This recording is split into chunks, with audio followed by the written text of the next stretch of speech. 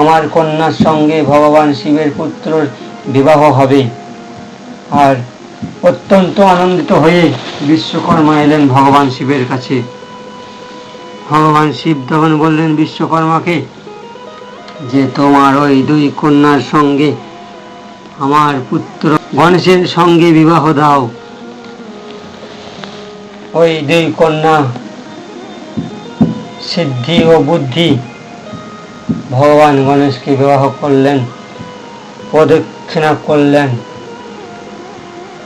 7 পাকে বিবাহ সম্পূর্ণ করে প্রদক্ষিণা করলেন। আর এইভাবেই ভগবান গণেশ বিবাহ সম্পূর্ণ করলেন। কিন্তু এদিকে কার্তিক তো পিতামাতার কথা শুনে পৃথিবী পরিক্রমা করতে গেছে। কিছু সময় চলে গেল, আর কিছু সময় পর ভগবান গণেশের 2 পত্নীর 2 পুত্র হল। সিদ্ধির পুত্র ক্ষেম আর বুদ্ধির পুত্র লব। এই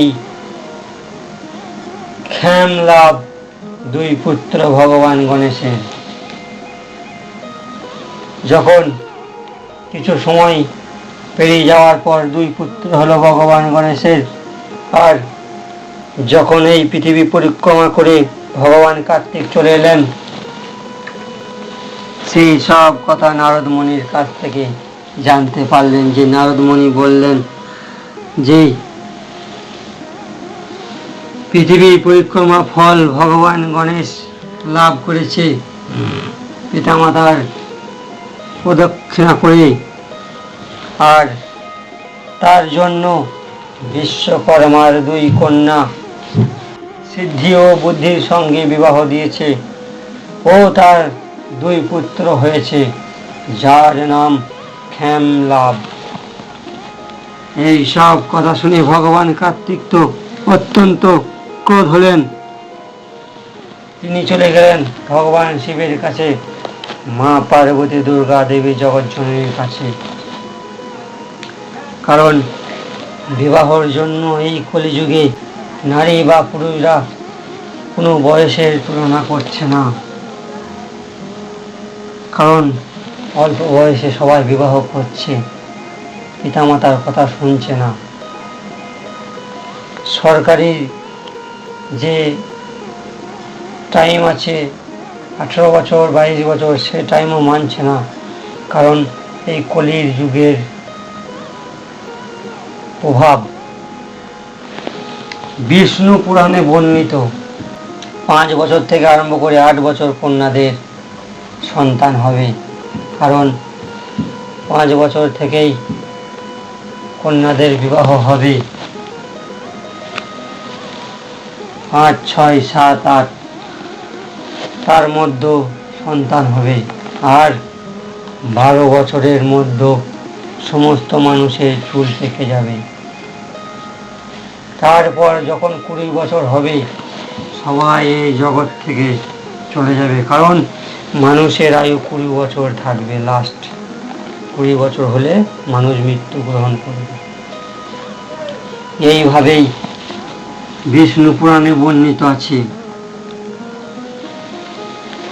এখনকার যুগে বিবাহর জন্য নারীরা শিবরাত্রি ব্রত পালন করছে, পুরুষও ব্রত পালন করছে। সুন্দর বর পাওয়ার জন্য নারীরা ব্রত পালন করছে, পুরুষরা সুন্দর কন্যা পাওয়ার জন্য ব্রত পালন করছে।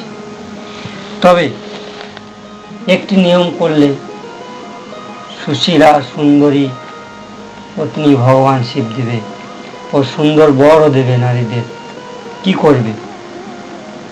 ভগবান শিবের পূজা করতে হবে বেল ফুল দিয়ে, মৃত্যুঞ্জয় মন্ত্র জপ করে। তাহলেই ভগবান শিব অত্যন্ত খুশি হয়ে সুন্দর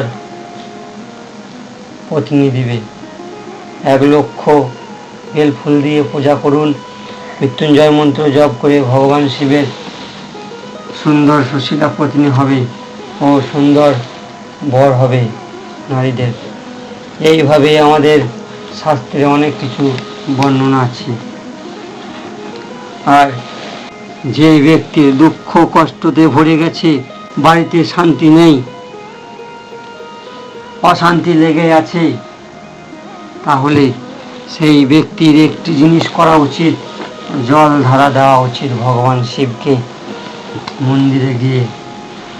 আর চিনি দুধ একসঙ্গে মিশিয়ে ভগবান শিবের উপরে অর্পণ করা উচিত। এইভাবে 5 সোমবার 16 সোমবার, নাহলে কন্টিনিউ করলেই সে বুঝতে পারবে যে কিভাবে সংসারে মধুর সম্পর্ক তৈরি হচ্ছে ভাইয়ে ভাইয়ে। আর যদি কেউ পাগল পোলাও বাকে পাগলের মতো হয়ে যাচ্ছে, তাহলে তাকেও জল ধারা দেওয়ানো উচিত ভগবান শিবের মৃত্যুঞ্জয় মন্ত্র জপ করে। যে সব ধারার কথা বলছি সবই মৃত্যুঞ্জয় মন্ত্র জপ করে করা উচিত।